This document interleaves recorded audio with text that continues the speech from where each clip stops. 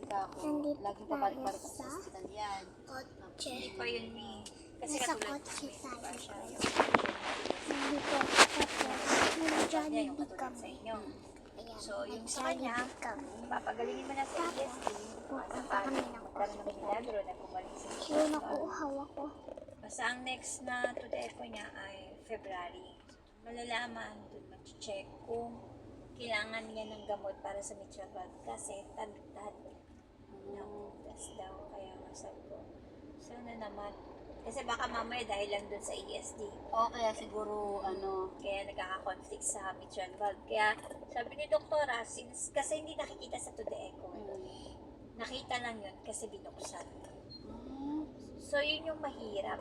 Tapos yung kumbaga, yung isang butas lang, 6 na butas ang ginamot nila kay Sophia. ayun. Kaya sabi ni doktora, yun ang mahirap. Kaya lumaki yung sa amin.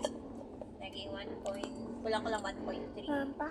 Alam mo sa amin. Kaya, Eh, expected ko sa amin kasi lagi kami sa hospital. Ang quotation ko, 900 lang naman. Yun dati na. Tapos nagkataon lang na napasobra ko hanggang 1.2. Tapos yun nga. Pero nung nandun nga ako, shock sabi ko, yung PF, yung PF, doon ako na problema. Sa PF tayo ng problema. Siguro sa'yo, ganun din katulad sa akin, sa hindi bababa ng 600. Kasi parang nasa 680 ata yung sa akin. Basta yun, edi, dapat yung check mo rin. Manirit ako. Pero hindi naman isipin ni doktora yung hindi pa niya nakakita yung PF natin sa Yung kay doktora, madali lang. Ang pinakamalaki lang is 230. Kay doktora dyan, yun.